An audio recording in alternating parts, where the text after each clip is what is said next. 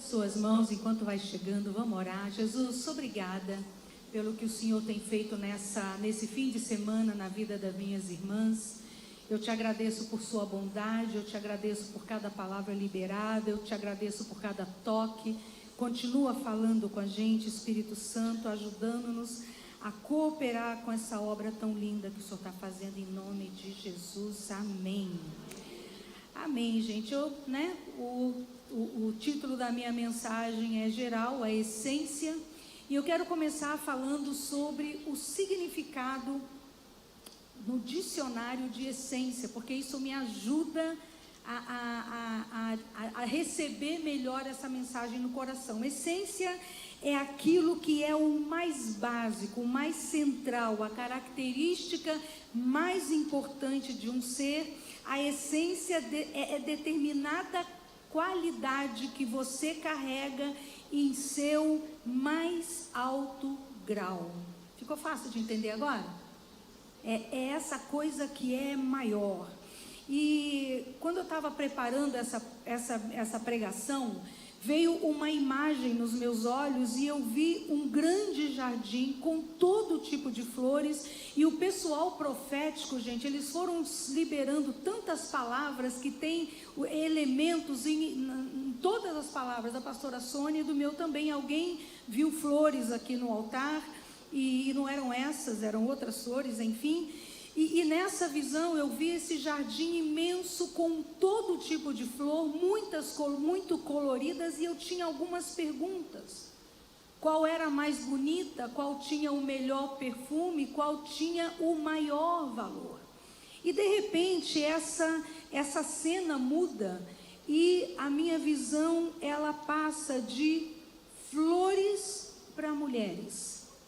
E eu via mulheres de toda a tribo, povo e nação, e as perguntas eram as mesmas: qual é a mais bonita? Qual exala o melhor perfume? Qual tem o maior valor? E sabe a resposta que eu recebi no meu espírito? É impossível tentar responder essas perguntas apontando para uma única mulher, porque não tem Miss no reino de Deus. Dá um sorriso para sua irmã, olha para ela, fala: nenhuma flor é a resposta única para essas perguntas. E por quê, gente? Porque cada flor, cada mulher tem sua própria beleza, tem o seu próprio perfume, mas cada uma carrega uma essência especial, que é a característica mais importante de um ser no seu mais alto grau. Eu quero ir com vocês para 2 Coríntios 2,15, se você está com a sua Bíblia, você pode deixar aberta nesse capítulo. E esse texto, a gente vai ler o primeiro versículo 15, que diz assim: somos o aroma de Cristo. A gente não é só o perfume. Olha como termina esse texto: que se eleva até Deus. Dias atrás eu comprei um difusor e coloquei lá no segundo andar da minha casa. Um determinado momento minha filha passou por ali e ela falou assim: mãe, que cheiro é esse? Ela não viu o difusor, ela não sabia onde ele estava, mas ela percebeu o perfume. E gente, não é verdade que alguns aromas despertam a nossa atenção e a gente quer saber de onde ele vem, a gente quer saber um pouco mais sobre ele? Não é verdade? Esse texto está dizendo que nós somos o perfume de Cristo, o aroma que se eleva aos céus. Agora, lá no grupo da dança, né, você não faz parte desse grupo, mas alguém escreveu sobre a mirra. Eu fui ler ontem à noite, depois que eu tinha preparado isso aqui. E por isso que eu digo, os tons proféticos, eles vão aparecendo em todos os lugares. A gente sabe que, embora haja muitos métodos diferentes para a extração do perfume das flores, basicamente a extração envolve prensagem, onde a matéria-prima é apertada, passa por um processo, né? Se a flor sentisse dor, ela sentiria muita dor, para então se extrair. Me enganaram, o da Sônia era bem maior. Não, tá bom. Pastora Sônia, o seu era bem maior, mas está dando certo, gente. Obrigada, gente, esse pessoal é tão bonitinho, né? A gente fala as coisas, eles levam tão a sério. Agora, falando sobre cheiros, você já percebeu que as pessoas têm os seus? Cada família tem um cheiro, cada casa tem um cheiro, cada cônjuge, cada filho, alguns nos agradam, outros nem tanto, isso também é verdade. Quando nós nos apaixonamos, gente, que cheiro maravilhoso tem a pessoa, e de repente nem é tudo isso. Vou te contar um segredo. Quando eu conheci o Luiz, eu não sabia que eu ia, ele era o melhor amigo do meu irmão. E um dia a gente se reuniu, um grupinho, para planejar um grande acampamento da nossa igreja, que iriam mais ou menos 20 jovens. E eu estava ali, querendo ajudar, e aí eu falei, nossa, que frio, né? E ele falou assim, não está frio. Ele tirou o casaco, colocou nas minhas costas, e o perfume mágico me captou. Gente, eu passei a reunião inteira fazendo assim.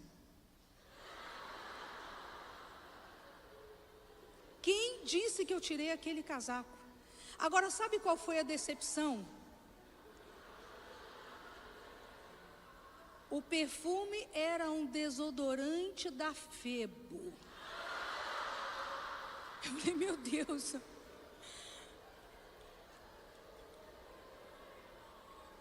É o amor, exatamente, o amor. E dali, gente, eu fui laçada por esse perfume. Já pensou o nível baixo do meu cheirador? Enfim. Agora, quando a gente vai para o mundo espiritual, é mais ou menos a mesma coisa. O cheiro revela o mundo espiritual que nós estamos inseridos. Comumente, o reino das trevas sempre vai ser caracterizado por enxofre, como é que você fala? Material em decomposição. Agora, vamos continuar nesse texto aí do versículo 15 de 2 Coríntios 2. Somos o aroma de Cristo que se eleva até Deus, mas esse aroma é percebido de forma diferente por aqueles que estão sendo salvos e por aqueles que estão perecendo. Para os que estão perecendo, somos cheiro terrível de morte e condenação, mas para os que estão sendo salvos, somos perfume que dá vida. Eu estou lendo na versão NVT, gente. Agora, quando nós encontramos a Cristo e nós entramos nessa atmosfera da salvação, nós recebemos um perfume. O Senhor nos confere um perfume, uma essência. E para aqueles que estão sendo salvos, que é o nosso caso, nós recebemos Jesus, mas a nossa alma não coopera muito e ela vai sendo salva dia a dia, até que a gente chegue no lugar de salvação completo. Agora, a Bíblia nos conta algumas histórias de mulheres que ungiram Jesus e derramaram sobre ele um perfume. Algumas foram na cabeça, outras foram nos pés, mas todos os presentes naquela reunião sentiram o perfume, a fragrância no ar. Mas quem você acha que foram as únicas duas pessoas daquela casa que foram perfumadas de fato? Jesus e a mulher. Os outros apenas sentiram o perfume. Mas só Jesus e a mulher carregaram na pele, no corpo, o perfume derramado. E depois, semanas depois desses episódios, era Jesus quem derramaria um perfume eterno sobre aquelas mulheres e outras tantas. Um perfume que jamais perderia a sua essência. Porque Paulo disse que nós, diga eu sou o perfume de Cristo. E a pergunta que eu me faço para a gente continuar nessa linha de raciocínio é: quando foi que nós nos tornamos perfumes de Cristo? Aquelas pessoas, aquelas mulheres derramaram um perfume caro sobre o Senhor. Como eu falei, às vezes na cabeça, nos pés. Agora a pergunta é: o que Jesus derramou sobre você e sobre mim? O que? O sangue precioso de Jesus é o perfume que nos eleva até os céus. É esse perfume, é esse sangue que nos identifica no mundo espiritual e deixa uma marca, deixa uma essência. Nós carregamos sobre nós a marca do sangue de Cristo, sim, que é a essência, que é o aroma, que é o perfume que se eleva até os céus. Então, como belas de Deus, nós carregamos um perfume que nos conecta com os céus. Lembra do significado, da descrição do que é, definição do que é essência? A característica mais importante de um ser que eu carrego em seu mais alto grau. Jesus nos cobriu com o seu sangue. Ele derramou o seu sangue sobre nós. Agora, esse perfume derramado, ele nos confere vida, que é o que o texto diz: vida para nós e vida para nós derramarmos sobre outras mulheres, sobre outras pessoas, assim como Jesus se derramou sobre nós. Agora, falando ainda desse processo de extração do perfume, assim como, gente, as flores são prensadas, para se extrair o perfume, Jesus, ele foi esmagado naqueles 3 anos de ministério. Na última ceia, esse esmagamento foi intensificado com a traição. Na cruz, ali no Monte das Oliveiras, anterior, a Bíblia diz que o suor dele se transformou em gotas de sangue. Da jornada anterior à cruz, da jornada até a cruz, o sangue de Jesus foi literalmente pingando na terra.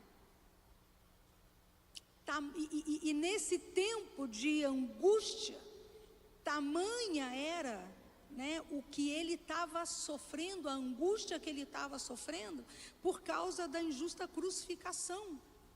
Jesus na cruz, o seu esmagamento alcançou o auge.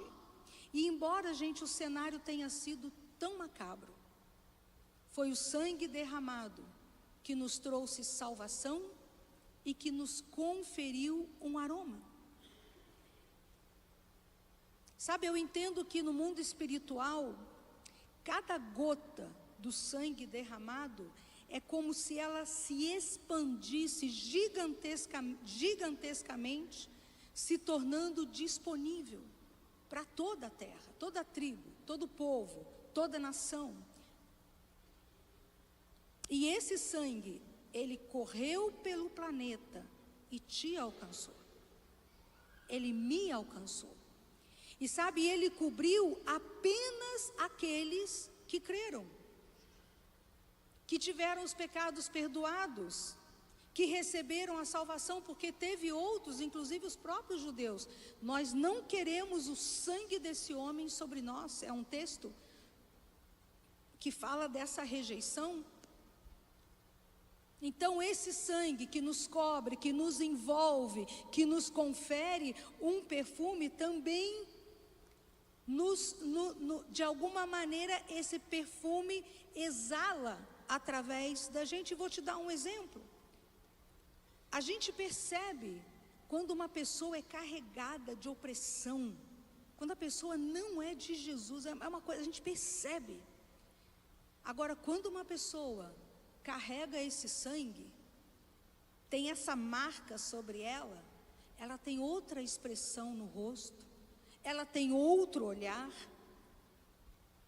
Então Jesus foi esmagado naquela cruz, e como as flores, ele produziu um perfume. Agora, todas nós somos convidadas a receber esse perfume agora e carregar essa fragrância, mas, gente, se Jesus passou pelo processo do perfume, por que nós pensaríamos que nós também não vamos passar? Dá um sorriso. As perfumadas do Senhor dão um sorriso. Todas nós já passamos, estamos passando ou passaremos por algum processo de prensagem que vai produzir um perfume. É a prensagem que de alguma maneira expõe o perfume que nós carregamos. Agora, nem sempre a gente vai entender o processo no seu início, então a gente não entende nada. A gente até pensa ou até sente que Jesus esqueceu da gente, que nós não somos tão amadas assim, porque todo o processo de prensagem dói. É ruim no início, é sofredor, são tempos difíceis, desafiadores ao longo da nossa jornada. E às vezes, gente, isso aparece como uma enfermidade, como um divórcio, um problema difícil, um desemprego, mudanças drásticas, processos de cura, de libertação, um sofrimento por causa de um ente querido da família que entrou por um caminho complicado. Ou seja, e nesses lugares nós somos apertados, espremidos, esticados, e aí a gente vai ter o direito de fazer uma escolha, entendendo ou não o processo, concordando ou não com ele. Eu vou andar com Jesus na esperança de que isso vai produzir um perfume e algo melhor na minha vida, ou eu vou me amargurar, entrar num lugar, num buraco ruim, sair da igreja, deixar Jesus de lado porque você se ressentiu com ele. Então, nesse lugar do processo, a gente vai ser exposto a escolhas. Agora, se nós escolhemos Jesus, essa prensagem em nós vai produzir um aroma que se unirá ao perfume de Cristo sobre nós, produzindo uma essência única. Ou seja, a prensagem produz o meu próprio perfume, que unido ao perfume que me cobre do Senhor, me dá uma essência, que é o que eu vou carregar de mais poderoso, a minha história, com a história dele, para que juntos, tudo isso se eleve até os céus e chegue ao coração de Deus. E se nós entendemos isso e confiamos ao Senhor, confiamos nele, damos a ele o direito de fazer o que ele quiser com a nossa história, seremos coroadas. E confiaremos nas boas intenções do Senhor com a nossa vida, mesmo em dias difíceis. Quem está passando aqui um dia difícil? Uma estação complicada? Fica de pé onde você está. Está difícil? Está doendo? Você tem orado? Você tem chorado? Às vezes você tem se desesperançado? Às vezes você tem estado aflita? Porque você não sabe o que fazer, não sabe como sair desse lugar, não sabe quando isso termina. E às vezes você duvida da bondade de Deus. Abra suas mãos. Vocês que estão sentadas, estendam as suas mãos para suas irmãs. Pai, nós te agradecemos pelos processos de prensagem, mesmo quando nós não entendemos, porque nós escolhemos confiar que o Senhor está fazendo algo lindo, poderoso na nossa vida, e quando nós olharmos para trás, nós vamos dizer: Jesus, obrigada por aquele processo, porque aquele processo me trouxe nesse lugar de bênção e de vitória. Senhor Jesus, Eu não te peço que o Senhor reduza o tempo de processo, eu não te peço que o Senhor tire, mas eu te peço, dá vitória a minhas irmãs, dá a elas confiança de olhar para o Senhor e lembrar que o Senhor é bom, suas intenções com a nossa vida são boas, são puras, e nessa manhã Ele fala para você: não tenha medo. Eu sou o seu Deus, eu estou do seu lado, eu estou interessado na sua vitória, eu estou produzindo algo mais poderoso em você, e no final, tudo será para o seu bem. Diga amém, Jesus. Diga: eu recebo essa palavra, em nome de Jesus. Pode sentar. Depois então que Paulo nesse texto vai dizer que nós somos o aroma de Cristo que se eleva até os céus, ele faz uma pergunta, e essa pergunta me pegou. Ele faz a seguinte pergunta: e quem está à altura de uma tarefa como essa? Em outras palavras, quem está pronto para a prensa? Quem está pronto para que se extraia de você o melhor perfume? Quem vai compreender essa mensagem e entrar em concordância com os processos dolorosos que nós entramos por ele? E sabe, gente, não quer dizer que Deus fez você sofrer, você está sofrendo porque Ele quer, não é por aí. Muitas vezes nós estamos sofrendo porque nós entramos nesse lugar. E a maneira do Senhor nos promover para algo melhor é através de um processo onde o aroma vai ser liberado. Então, quem vai conseguir dar conta de uma tarefa dessa? Na verdade, gente, ninguém. E ao mesmo tempo, todos. Porque nesse lugar, eu digo ninguém porque nem todo mundo vai querer abraçar o processo. Eu digo todos, porque todos nós podemos fazer uma escolha pelo Senhor, confiar nele e passar pelos processos. O que eu tenho visto é que quando as pessoas em tempos difíceis, em dias maus, se lançam aos pés de Jesus e abraçam os seus pés, eles vão receber a recompensa da sua vitória. Abra sua Bíblia em Lucas 8, de 1 a 13. Você pode deixar o dedinho lá em 2 Coríntios, mas ele diz o seguinte: pouco tempo depois, Jesus começou a percorrer as cidades e povoados vizinhos, anunciando as boas novas a respeito do reino de Deus. Ia com ele os 12 e também algumas mulheres que tinham sido curadas de espíritos impuros e enfermidade. Entre elas estavam Maria Madalena, de quem ele havia expulsado 7 demônios. Também Joana, esposa de Cusa, administrador de Herodes, Susana e muitas outras mulheres que contribuíam com os seus próprios recursos para o sustento de Jesus e de seus discípulos. O que esse texto está dizendo é que muitas mulheres saíam, acompanhavam Jesus nas viagens missionárias, e elas contribuíam com seus recursos. Algumas provavelmente davam dinheiro, outras cozinhavam, outras lavavam as roupas do discípulo, sei lá que recursos eram esses, mas elas serviam com esse recurso. E hoje eu quero falar aqui sobre uma dessas mulheres, Maria Madalena, de quem Jesus expulsou 7 demônios, uma pecadora que se sentia indigna, desconfortável porque se sentia inferior. Fecha os teus olhos um pouquinho, abra suas mãos. Tem alguém no salão que você se sente inferior? Você se sente indigna? Você sente que você não tem o direito de estar aqui na casa de Deus?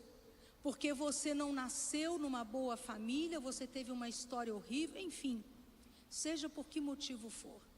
Tem alguém que está com dificuldade de abraçar a dignidade? Levanta a sua mão. Levanta bem alta a sua mão. Eu vou orar por você, não vou pedir para você ficar de pé. Pode abaixar a mão. Senhor, eu tomo autoridade em nome de Jesus. Eu ordeno que todo espírito mentiroso de indignidade, todo espírito mentiroso de inferioridade. Eu ordeno em nome de Jesus que batam em retirada agora mesmo e que as minhas irmãs sejam livres para abraçar a dignidade e entender que sim, elas têm um direito para sentar à mesa, sim, elas têm um direito para fazer parte do corpo, porque o sacrifício de Jesus naquela cruz foi suficiente para nos dar o lugar de sentar à mesa com o Pai. Eu oro em nome de Jesus. Agora, gente, quando a gente olha para a história de Maria Madalena, certamente a Bíblia não fala isso, mas eu imagino que por causa dos demônios que ela carregava, ninguém queria aquela mulher por perto. Não levanta sua mão, faz cara de paisagem. Mas quantos de vocês já viram um endemoniado na vizinhança, na família, e que ninguém quer ficar perto dessa pessoa? Por quê? Porque o comportamento de uma pessoa nessa condição é imprevisível e ao mesmo tempo assustador. Porque de repente ele está falando, essa pessoa está falando com uma voz normal e de repente a voz fica grossa, o olho vira para trás, essa pessoa fica violenta, enfim, é imprevisível o comportamento. Maria Madalena, nessa condição, eu imagino que é o que a gente vê quando a gente trabalha com pessoas oprimidas, o olhar fica opaco. É uma coisa impressionante, perde-se completamente o brilho no olhar. Parece que a pessoa tem uma catarata, tem uma nuvem, uma coisa impressionante. Também a pessoa fica com o olhar perdido, ela está olhando para qualquer lugar. E às vezes os olhos viram para trás, fica só o branco do olho aparecendo. Pessoas que estão debaixo dessa opressão abandonam a higiene, abandonam os relacionamentos e visivelmente se percebe que tem outra coisa no comando da vida dela que não é ela. E esse comando afeta a fala e comportamento. E sabe, gente, a maioria das pessoas não sabe como lidar com isso. Não é a frase mágica, abracadabra, e se resolve. Não é tão simples assim chegar e falar, sai da vida dela em nome de Jesus, eu ordeno. Não é tão simples. Se a pessoa fez uma aliança com o espírito maligno, quem sou eu para mandar ela embora? A pessoa precisa entrar em acordo comigo, que aquele espírito precisa sair. Então as pessoas não tinham muitos recursos nos dias de Jesus para lidar com isso. Ia mandar embora em nome de quem? Quem teve coragem de ir lá resolver o problema do gadareno? Todo mundo morria de medo daquele cara. Agora, quando Jesus se apresenta e ele começa o seu ministério, ele inaugura uma autoridade sobre espíritos imundos que ele vai conferir aos seus seguidores. Lembra dos filhos de Seva? Que ele fala para o endemoniado, em nome de Jesus, a quem Paulo prega, fora. Gente, os demônios devem uma surra nos meninos. Porque eles não conheciam o Deus que liberta. Eles não conheciam o Deus de Paulo. Então, assim, só quem já lidou, conviveu com alguém nessa condição, sabe como isso é desafiador e desgastante. Então, provavelmente, Maria Madalena foi resultado de uma história muito difícil. Uma história longe de Jesus, longe de Deus. Ela provavelmente, a Bíblia não conta a história dela, mas provavelmente ela foi exposta a muitas situações dolorosas, que ela teve raiva, que ela odiou, que ela sonegou o perdão, ela nem sabia que devia se perdoar, e toda aquela situação deu lugares a espíritos malignos na vida dela. Agora, quando essa mulher encontra com Jesus, ela é curada, ela é liberta do seu passado e ela é convidada a escrever uma nova história com Jesus, ao lado de Jesus, e ela levou esse convite a sério. E daí, em todas as campanhas missionárias de Jesus, ela fazia parte do grupo. ela então dedica os seus dias para amar, seguir, servir a Jesus, porque Ele foi o resgatador dela, Ele deu para ela de novo dignidade. Quando a gente vai lá para o final dos evangelhos, agora a gente vai para João 20, a gente vai encontrar Maria Madalena de novo, e aqui ela recebe uma recompensa, digamos, a bênção dela. Diz o texto no versículo 11, Maria estava do lado de fora do túmulo, Jesus tinha morrido, e chorando, ela se abaixa, e ela olha para dentro do túmulo onde teria estado Jesus, ela vê 2 anjos vestidos de branco, sentados na cabeceira e aos pés do lugar onde tinha estado o corpo de Jesus. Os anjos perguntam, mulher, por que você está chorando? E ela responde, porque levaram o meu Senhor e eu não sei onde colocaram ele. Então, ao virar-se para sair, tinha alguém de pé e essa pessoa pergunta para ele, mulher, por que você está chorando? A quem você procura? E ela, pensando que fosse o jardineiro, ela diz, se o Senhor o levou embora, diga para onde você colocou ele, porque eu irei buscá-lo.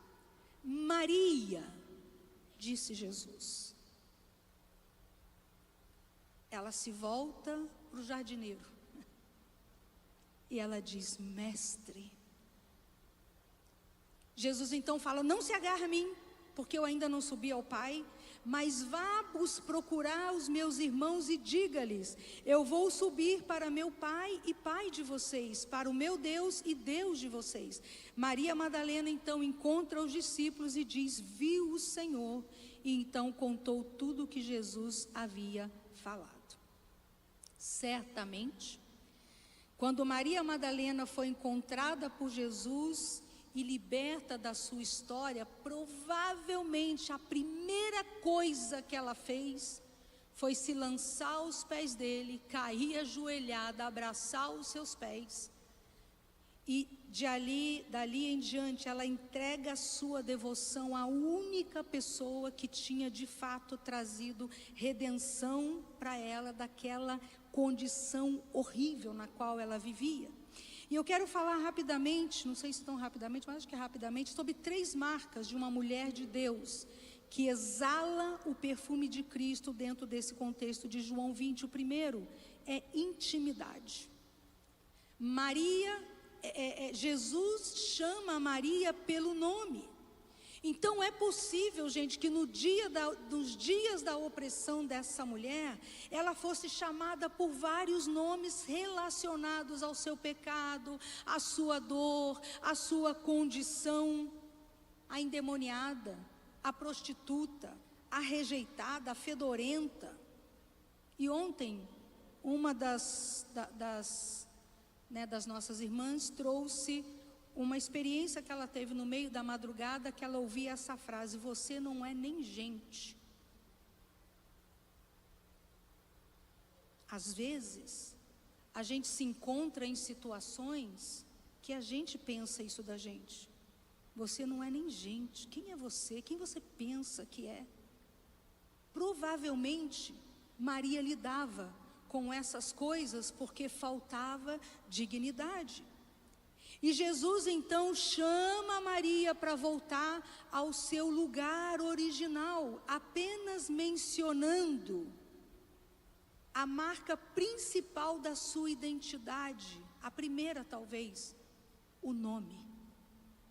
Então eu posso imaginar essa mulher oprimida com 7 demônios, Jesus olha para ela e chama a Maria de dentro. Quando tinham 7 no comando da vida dela. Provavelmente Jesus a chamou pelo nome Maria. Nesse episódio da ressurreição, Maria está de novo numa condição muito triste, ela está abalada. No primeiro ela estava abalada por causa de 7 demônios. No segundo ela está abalada porque ela estava lidando com a dor da morte, o luto, a separação da única pessoa que tinha conferido vida, dignidade e valor pessoal. Gente, Maria estava tão perdida. Se você vai no lugar e você vê 2 anjos, você não ia ter alguma sensação? Maria viu 2 anjos, perguntaram para ela onde que ele está. Não sei, onde vocês colocaram? Ela está conversando com o anjo e não sabe que é anjo. Ou seja, ela não teve o impacto do mundo espiritual. Ela estava muito afetada. E ela também não reconheceu Jesus. Aliás, ela não teve nem valor para olhar nos olhos do jardineiro. Mas quando Jesus a chama pelo nome, algo diferente acontece. E aí eu entendo que essa foi a segunda vez que ele chama Maria de volta. A Maria que foi se esconder lá dentro, atrás da tristeza, da decepção, ele traz ela de volta com apenas um nome, o nome dela. Por isso, quando ela ouve o nome Maria, ela fala, mestre. Os 2 trocam 2 palavras. Naquele momento, ela ouve a mesma voz que um dia a libertou e mudou a sua história. Agora, gente, nesses 2 episódios, a dor era extrema. E qual a segunda coisa que ela faria depois de ouvir a voz com o nome dela? Se jogar nos pés e abraçar os pés, sim ou não? Só que agora era um Jesus glorificado, ressurreto, ela não podia tocar nele ainda. Por isso ele fala, não toque em mim. Eu ainda não fui para onde eu tenho que ir.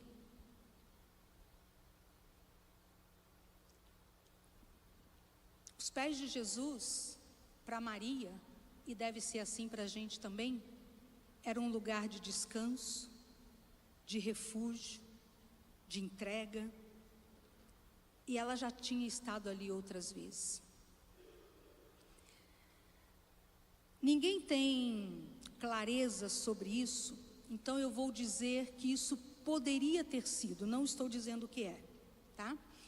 Maria Madalena poderia ter sido a mulher sem nome de Lucas 7, que ungiu os pés de Jesus. Porque Jesus vai falar muitas coisas que, se a gente compara, tem muita relação com Maria Madalena. Lucas 7:47, que é quando acontece esse episódio, uma pecadora entra na sala onde Jesus está jantando, ela se lança aos pés dele, ela derrama um perfume, ela chora sobre os pés e ela seca os pés dele com seus cabelos. E aí Jesus diz, os pecados dela, que são muitos, foram perdoados, por isso ela demonstrou muito amor por mim. Uma mulher que carregava 7 demônios, era uma pecadora, o texto chama ela de pecadora, né? Provavelmente uma mulher amargurada pela história de vida, provavelmente uma mulher que se prostituiu, e todo esse contexto difícil agregaram aqueles espíritos malignos.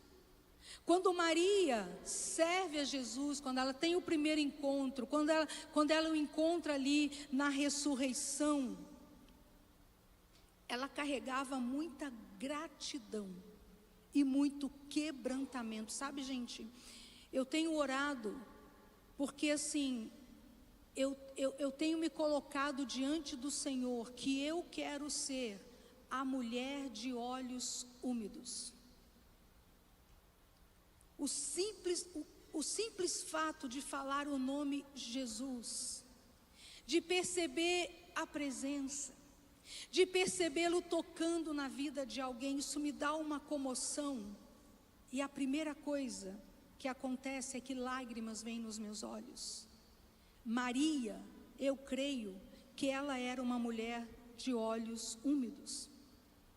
Porque é interessante que por 3 vezes um texto tão pequeno, o que chama a atenção no texto é o choro de Maria, são os olhos úmidos. Agora, independente dessa história ser dela ou não, ela escolheu derramar a vida dela como um perfume aos pés de Jesus, servindo, amando, entregando os seus recursos naturais. Agora, eu entendo que nesse encontro, na ressurreição, Maria recebe algo que ela não teve acesso antes. Ela recebe algo mais, algo novo. Nesse momento desse encontro, ela recebe sobre ela o manto do sangue derramado sobre a vida dela. Ela andava com Jesus, ela viu os milagres, ela participou de muitas coisas, mas ainda faltava ser marcada com o perfume eterno de Cristo. E naquele momento, ela está com Jesus, ela recebe aquilo, ela vê o poder da ressurreição. E a partir dali, Maria continua escrevendo uma história com Jesus, que dá a ela o direito de carregar uma essência, porque ela andou com o Mestre. Interessante, gente, que ela pensava que ela só foi no túmulo para chorar e para viver o luto dela. Mas nesse encontro, Jesus a encontra, chama pelo nome, cobre com o sangue. Sabia que Jesus conhece você pelo nome? Alguém aqui, Jesus já te chamou pelo nome, através de uma profecia, você ouviu o seu nome, Deus falou com você, alguém já teve essa experiência? Olha, muitas pessoas. Eu me lembro quando eu tinha me convertido, eu fui numa igreja, eu era de uma igreja metodista, e a gente estava num momento de oração silenciosa, todo mundo, né, gente, eles tinham essa mania, e você podia ouvir um mosquito voando, um silêncio. E eu ouço meu nome, Eliane. Eu falei, meu Deus, quem é o louco que está me chamando na hora da oração silenciosa? E eu levantei os olhos, todo mundo de cabeça baixa. Aí meu coração começou a bater. Eu falei, meu Deus, eu tenho certeza que eu ouvi meu nome. Eu fechei de novo meus olhos, eu abaixei a cabeça, eu ouvi de novo, Eliane. Eu falei, meu Deus, quem está me chamando? E aí eu comecei a tremer. E aí eu saí devagarzinho, fui lá numa janela para ver se não tinha nenhum amigo meu do lado de fora do prédio me chamando, não tinha ninguém. Voltei tremendo para o meu lugar, tremendo do joelho, bateu um no outro. Eu ouvi de novo, Eliane, venha. Eu falei, vou aonde? Com quem? Fazer o quê? Quem está me chamando? Eu era muito recém-convertida. E aí eu olhei para aquela multidão de umas 15 pessoas na igreja, e eu falei, meu Deus, quem é o mais espiritual dessa pessoa? E eu escolhi uma que eu achei que era mais espiritual. Gente, eu era de uma igreja tradicional, não se falava em línguas, não podia bater palmas, profecia, ninguém se movia em profecia. Mas essa mulher, mais ou menos, sentei perto dela e falei assim, olha, está acontecendo uma coisa muito estranha comigo. Eu estou ouvindo meu nome. Na hora que eu falei isso, ela falou assim, é Jesus te chamando porque Ele tem uma palavra para você e libera a primeira profecia da minha vida. Jesus te conhece pelo nome. Eu já acordei no meio da madrugada, ouvindo o Senhor, Eliane, e aí eu levantei e fui orar. Eu já conhecia a voz, eu já sabia que Ele sabia meu nome. Jesus quer escrever uma história com você. Sabe, gente, a gente como igreja promove muitas coisas, promove o Bela, promove trilho de crescimento, promove seminário de cura interior, tanta coisa, para te ajudar a escrever uma história com Jesus. A nossa intenção é que vocês não venham para cá nos ouvir e volte do mesmo jeito para casa. A nossa intenção é que, estando nos processos que a gente sugere para você na igreja, você se encha de fome e sede para buscá-lo, e então você começa a escrever uma história com o Senhor. Sabe essa linha do tempo? Aqui eu me converti, aqui eu recebi essa palavra profética, aqui eu estava orando e Deus falou comigo através desse texto, eu fui no acampamento, e aí você tem uma história com o Senhor. Maria Madalena, ela escreveu uma história com o Senhor que dava o direito de carregar uma essência, e quem carrega uma essência, carrega uma mensagem. toda mulher de Deus, a toda mulher de Deus que está debaixo da cobertura desse sangue, que se permite passar pelas prensagens para liberar esse perfume, ele também confere uma palavra, uma mensagem. Tem gente aqui que é boa para evangelizar, tem outras que são boas para abraçar, tem outras que são boas para entregar uma palavra de conhecimento. Cada uma de nós tem uma mensagem. Eu sou boa em cura interior, eu carrego uma mensagem. As coisas que acontecem, gente, nos meus atendimentos, não tem maneira de ser eu. É impossível produzir aquilo que eu vejo. Sabe, nós carregamos uma mensagem. A segunda característica, a segunda marca que a gente vai ver em Maria, ela tinha disposição para ser uma mensageira. O Senhor tem nos dado perfume, presença, mensagem, porque Ele quer que você seja uma mensageira. Veja, Maria estava chorando, desolada, o mundo dela tinha acabado. Jesus fala um nome, Maria. Ela fala mestre. E Ele fala, vai falar com seus irmãos, com meus irmãos, e dá um trabalho para ela. Fala sério, você não ficaria meio frustrada? Você não queria ter sido abraçada, beijada, recebido uma palavra dele, eis Maria que eu te digo, você é minha serva poderosa, eu te amo. Maria, mestre, vai falar com meus irmãos, que eu vou encontrar. Gente, que coisa mais estranha.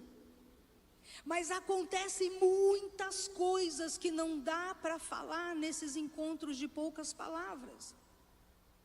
Jesus, ele passou a vida dele pregando as boas novas, e a Maria, ele dá para ela, ele confia a ela a mensagem da ressurreição.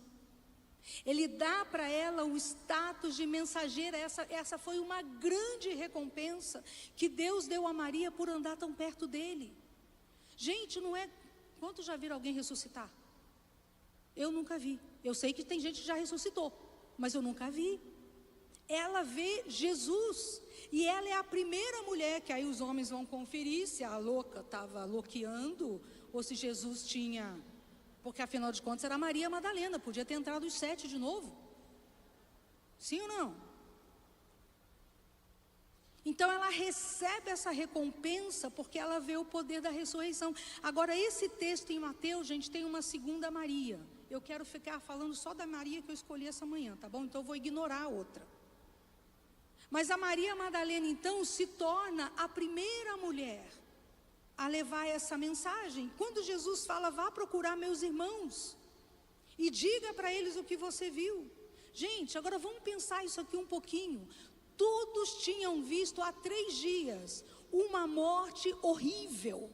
Ninguém estava acostumado com ressurreição. Jesus estava desfigurado. Isaías diz que se olhava para ele era horrendo. Era feio, não tinha nenhuma beleza. E 3 dias depois, Jesus está mandando uma mensagem para os mais próximos. Uma mensagem nova. Qual que é o ponto aqui? Quando Jesus falava como homem, ele falava de coisas espirituais que aconteceriam um dia. Agora ele está do outro lado. Aquilo que ele tanto falou, agora ele está vivendo, ele está mandando essa mensagem para os discípulos. Jesus, há 3 dias, era horrível. Ali ele está bonito, cheiroso, sem feridas, sem manchas de sangue no seu corpo. E embora o corpo pudesse atravessar a parede, ele não era um fantasma. Era possível tocar, ele comia, conversava. Então Jesus está falando do outro lado. E aí ele traz a realidade dos céus nesse recado que ele manda para os discípulos. Ele diz, diga a meus irmãos, eu vou subir para o Pai, Pai de vocês, para meu Deus e Deus de vocês. Gente, embora Jesus tenha falado muitas vezes sobre o Pai, o meu Pai que é Pai de vocês, eu vou para o meu Pai, tem muitas vezes que Jesus fala isso, apontando a filiação de todos eles. Romanos 8:29 diz que Jesus foi o primeiro de muitos irmãos. Mas fato é, quando você lê os evangelhos, em nenhum lugar Jesus vai chamar os discípulos de irmãos. A primeira vez que ele vai chamá-los assim é nessa mensagem, quando ele está do outro lado da vida.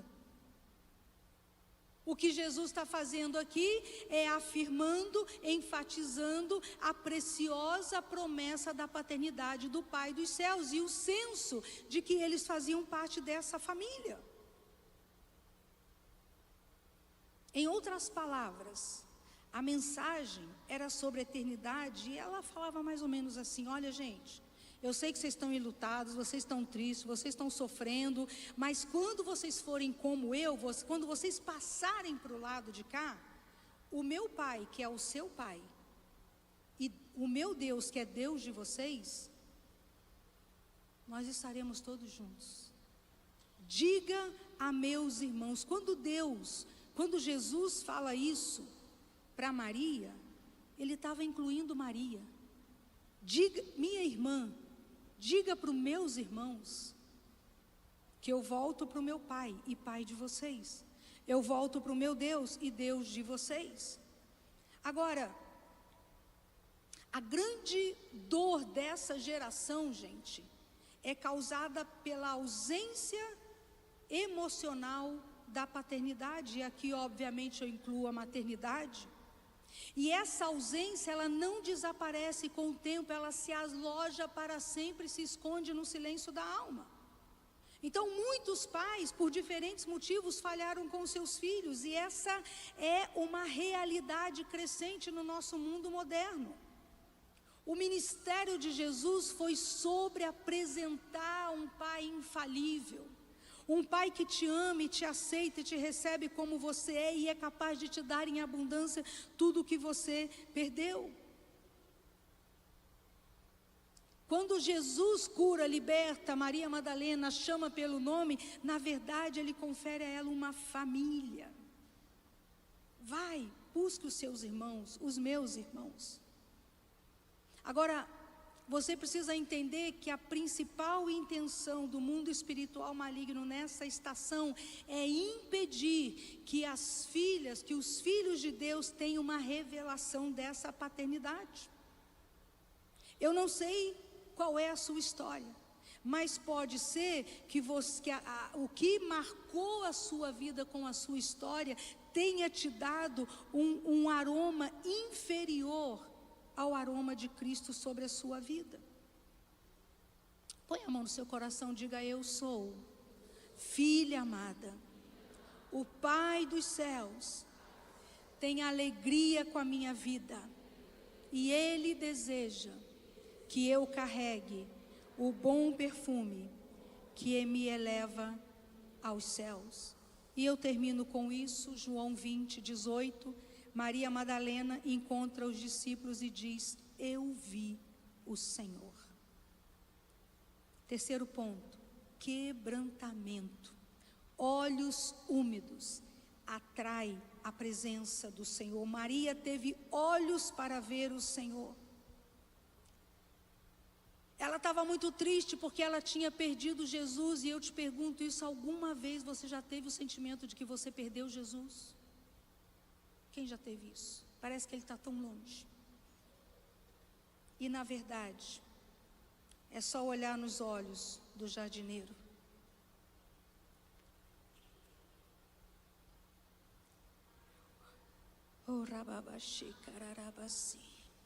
Gente, Maria, ela estava tão afetada. Olha o que ela diz: por que levaram o meu Senhor? Eu não sei onde colocaram ele. Se o Senhor o levou embora, diga-me onde o colocou, porque eu vou buscar ele. Gente, 3 dias morto. A condição física de Jesus na cruz era deplorável. A carne dele estava descolada do osso, pendurada, sangrando. Imagina o que seria a condição desse corpo 3 dias depois. Como assim ela ia pegar ele e levar para onde? Para casa? Um corpo em estado de putrefação. porque ela ainda não sabia tudo o que ia acontecer. Lembra? Era novo para todo mundo. Quando ela consegue responder do coração dela, e ela volta para a realidade, porque ela estava abaladíssima, ela vê Jesus, e ela discerne, reconhece aquela voz que a chamou pelo nome. O coração bateu diferente, o semblante ficou diferente, ela viu o Senhor e contou tudo o que ela tinha visto. Sabe, gente, essa é uma estação que Deus tem prometido, o Espírito tem prometido, que algumas pessoas vão ver a Jesus. E a minha pergunta é: por que não você?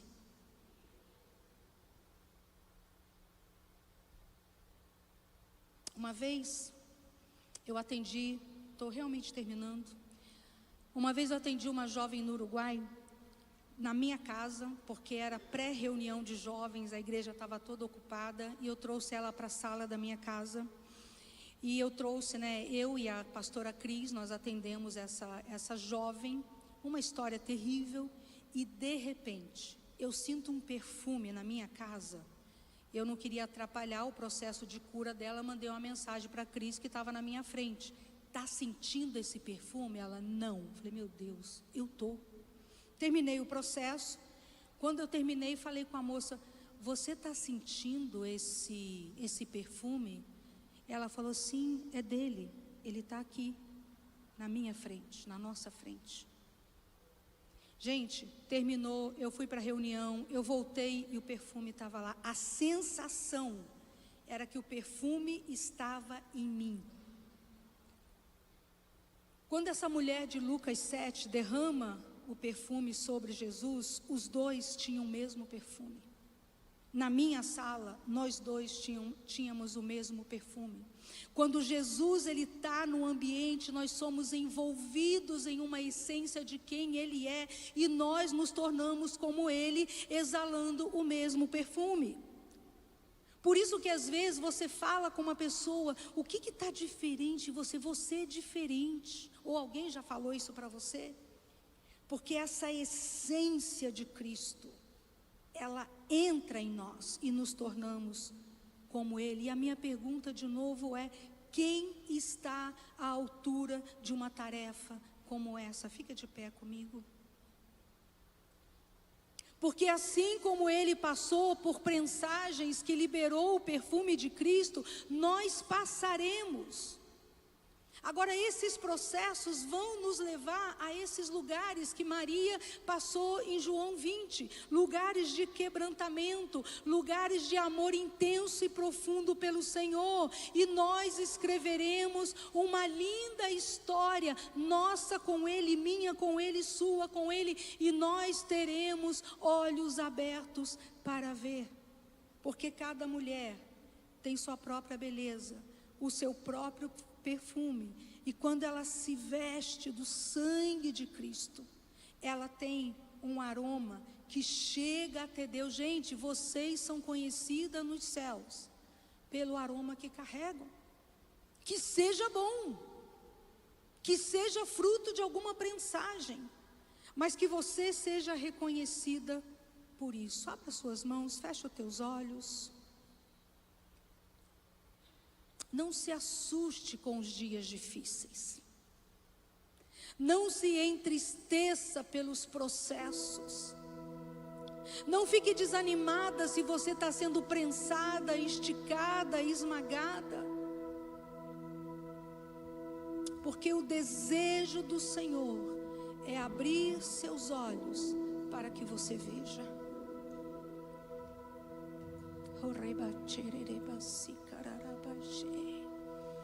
Espírito Santo, venha nessa manhã.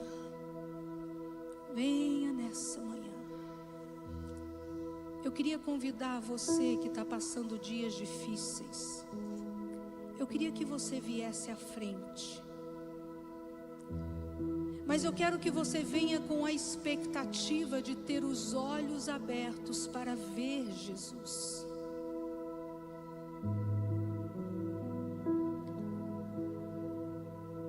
A cada um, Ele dá uma experiência diferente. Alguns Ele permite que você veja os olhos, os pés, só a bordinha do manto. Ele sabe como lidar com cada filha. Você que não está passando por dias difíceis, mas também quer se expor a essa experiência, se você quiser sair do seu lugar, o altar está aberto para você também. Jesus não se manifesta só em dias difíceis. Tem tanta coisa linda que Ele faz com a gente. O que Ele precisa é de um coração tenro, de olhos úmidos, de um coração quebrantado. O que Ele precisa é ser desejado. Gente, tem muito espaço aqui no meio, vocês podem vir andando aí. E veja, se você não quiser vir e ficar no seu lugar, Deus pode te visitar aí. Eu tenho uma paixão por altar. Eu sempre venho, porque eu preciso desse lugar.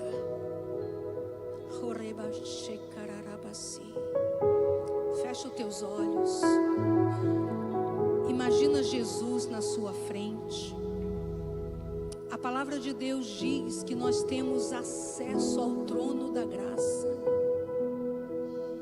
Eu sei que quando eu fecho meus olhos e vou para o lugar de oração, eu estou diante do trono da graça do meu Senhor.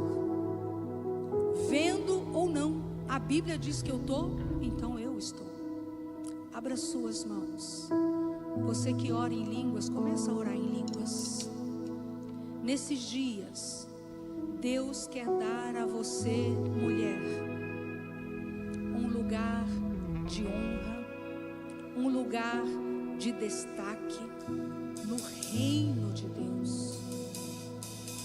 Nesses dias, Ele quer te levar para um novo lugar, um novo nível.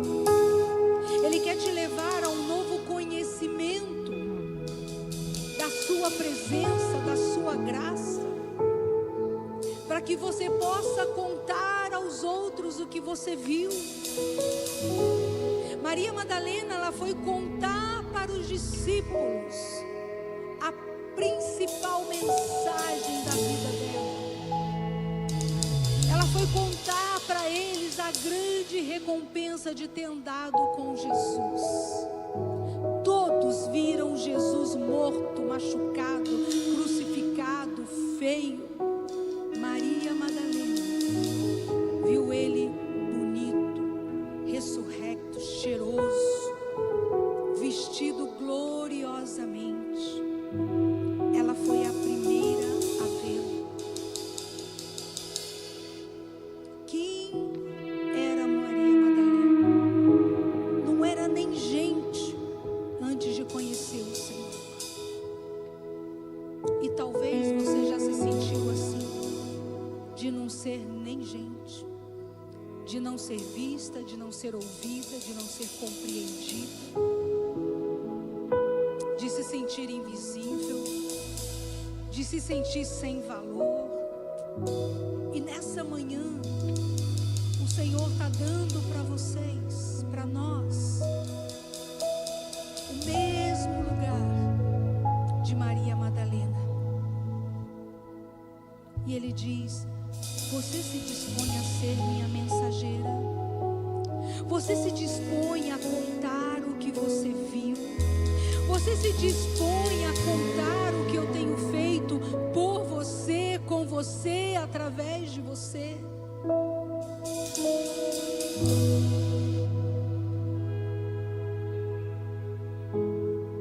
Você percebe a honra que é carregar sobre você o sangue desse homem?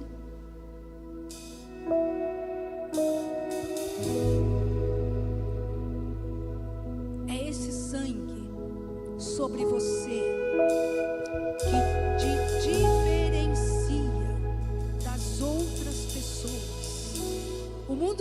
espiritual olha você e ele vê o sangue sobre a sua vida. E isso limita as ações do inimigo contra você. O dia que a mulher descobrir o poder da influência que ela tem, o poder das palavras, por causa do sangue, ela vai ocupar um lugar nobre no reino.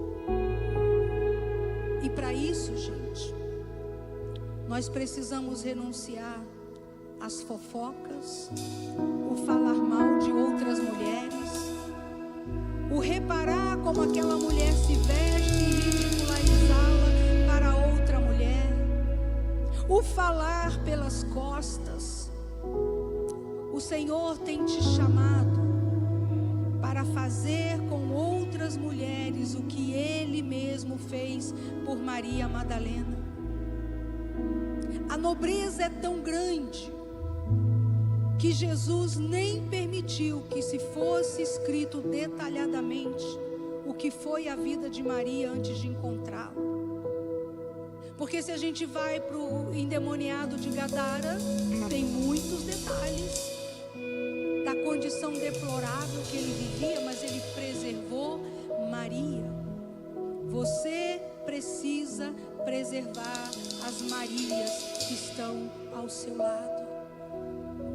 Espírito Santo, eu te peço agora pela sua mensagem no coração das minhas irmãs nessa manhã. Eu te peço para que o Senhor abra os olhos delas, para que elas possam te ver. Eu te peço, Espírito Santo, que nessa manhã o Senhor abra os olhos para que elas tenham relances do mundo espiritual. E quem sabe até agir como Maria Madalena, que não ficou tão impressionada assim com os anjos, mas quando ela viu Jesus, aí sim, o glorioso tomou conta daquela mulher. Continua orando em línguas, vocês que estão aqui na frente. As línguas nos conectam. As línguas nos conectam com o coração do Senhor.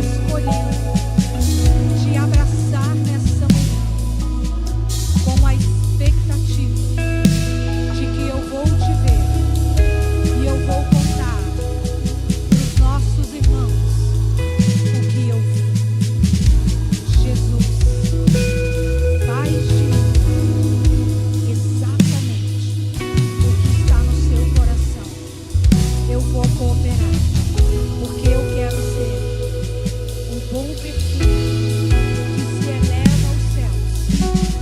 Eu quero ser a sua mulher favorita.